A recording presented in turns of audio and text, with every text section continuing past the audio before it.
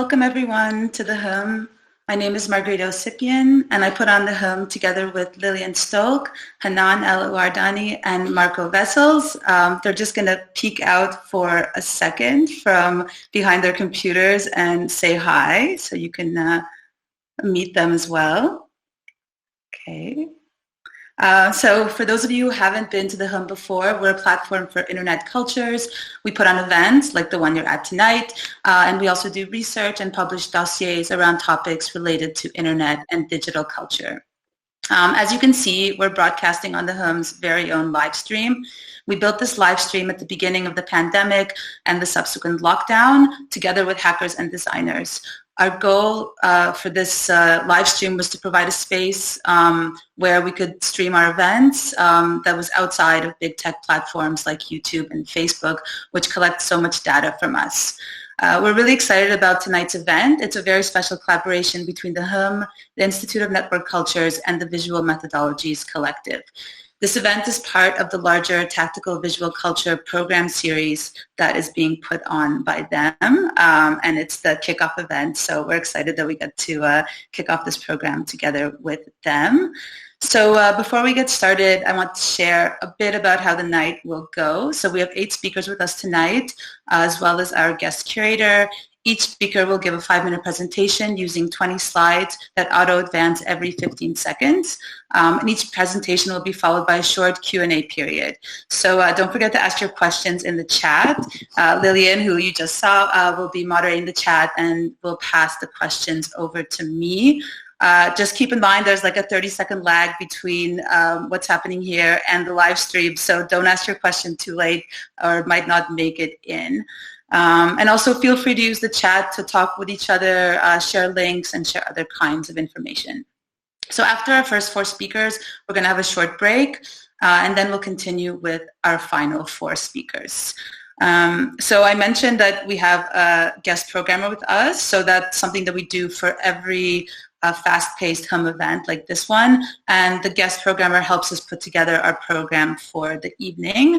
And this time we've invited Sepp Eckenhaussen, a researcher and editor at the Institute of Network Cultures and co-director of Platform BK, as our guest programmer. As a researcher, he's currently in between topics, but as an organizer, he's one of the driving forces behind tactical visual culture. So during tonight's event, he's going to introduce the theme of tactical visual culture, the ambitions of the research project, and how tonight's speakers tie into all of that. Welcome, Sepp. Thank you, Margarita, for this nice introduction, and I'm also super excited to be here. I think it's going to be a great night, and as you said, the kickoff of our new research program, Tactical Visual Culture. So we basically have 3 baseline observations that give the urgency of this research project. So 3 things that are happening in internet culture. We firstly see a more and more prominent role of the moving image in internet culture. Secondly, we see memes and emojis that are being used as weapons in the culture wars instead of as ways to express emotions. And thirdly, we see an increasing presence of the need and the practice of data feminism. What we really want to find out is which are the ways that internet culture can be used today for new types of activism, hacks, journalism, art, mapping, and visualizations. So in other words, what is tactical visual culture today? Can we move on to the next slide, please? Tonight's program ties in with the first of those observations, that online footage is becoming increasingly omnipresent.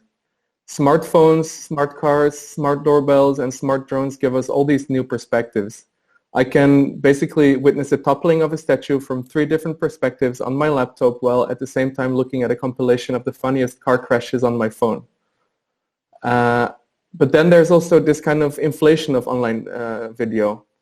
We put snippets of footage online on Facebook or Instagram and then call them stories. But what can really be said in the matter of a few seconds? And what about the fact that camera recordings of recent police violence in the US are not necessarily stopping them?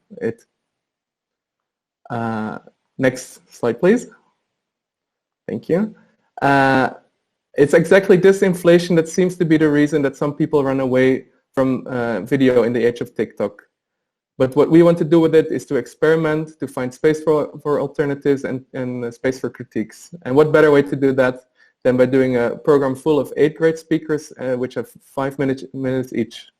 It seems like the with this short format has developed a kind of TikTok era-proof format. And in the span of 2 hours, we will discuss, and this is quite impressive, is the toppling of statues, activist digital archiving, desktop narrative, TikTok hamsters, TikTok in the Indian general elections, the digital emancipation of erased voices, viral YouTube content creation, and deepfakes. So all in all, I'm really thrilled that we managed to make this collaboration work, and I hope that we will find some new perspectives together through the juxtaposition of all these different but somehow related topics, and that we will arrive at some ways to do tactical visual culture together today and continue doing so tomorrow. Thank you.